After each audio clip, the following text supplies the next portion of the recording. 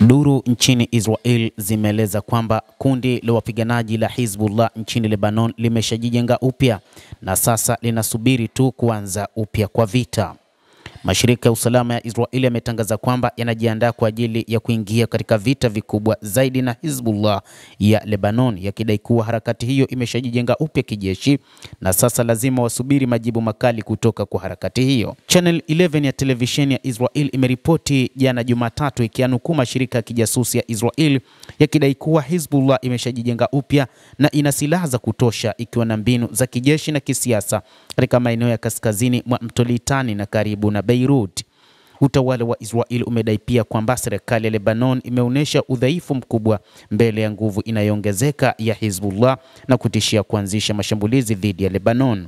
Hata hivyo, katika maeneo ya kaskazini mwa Lebanon, Israel inadaiwa kufanya mashambulizi na kuua baadhi ya raia wasiokuwa na hatia. Duru hizo za usalama za Israel zimedai kuwa utawala wa Israel hautashambulia mji mkuu wa Beirut kwa hofu ya kuzusha vita vikubwa, na imekiri kwamba mashinikizo ya Marekani na Israel yameshindwa kuzuia kujijenga upya kwa Hizbullah. Jeshi la Israel limekuwa likishinikiza mashambulizi yake ya anga karibu kila siku ndani ya Lebanon kwa wiki kadhaa sasa, huko ikiwa imeua zaidi ya watu 4,000 tangu ilipoanza mashambulizi yake ya ardhini huko Lebanon mnamo mwezi Oktoba mwaka 2023. Utawala wa Israel unaendelea kukanyaga makubaliano ya kusitisha mapigano na Hizbullah ambayo yalianza kutekelezwa mwezi Novemba mwaka 2024.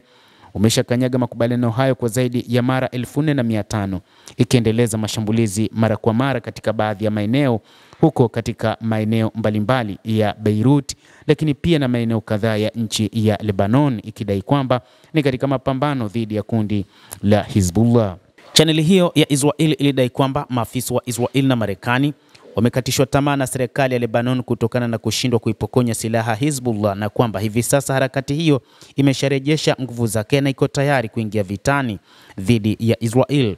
Hata hivyo, uongozi wa Hizbullah ulisema kamwe hautoweza kuachia silaha na upo tayari kwa ajili ya mapambano dhidi ya Israel, ambayo wakati wote imekuwa tishio kwa upande wa eneo hilo la Lebanon. Mkuu wa wapiganaji wa Kiislamu wa Hizbullah, Naim Qasim, alisisitiza kuwa Hizbullah haitaslimu amri kwa vitisho vya Marekani kwa sababu nchi hiyo sio mpatanishi ambaye hawezi kuegemea upande wowote. Imekuwa ikiunga mkono utawala wa Israel na uvamizi wa taifa hilo la Kizayuni. Akizungumza madai ya Marekani katika kufanya mageuzi nchini Lebanon, Naim Qasim amesema Marekani inadai inataka kutatua matatizo ya Lebanon, lakini si kuwa mpatanishi, na ni kwa sababu haiwezi kuwa isiyoegemea upande wowote, bali itakuwa ikiegemea zaidi upande wa wavamizi Israel.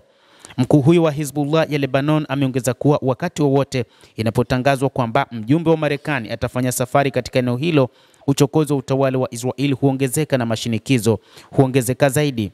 Wakati huo huo, Mohamed al-Raad, mkuu wa kundi la Loyalty to the Resistance katika bunge la Lebanon, pia amesema kukubali kulegeza kamba kwa adui au kuhalalisha visingizio vyake vya kichokozi hakutauzuia utawala wa Israel kutaka kujitanua zaidi na kutauhamasisha kuibua madai ya kukalia kwa mabavu eneo lote la ardhi ya Lebanon, jambo ambalo amesema halitowezekana.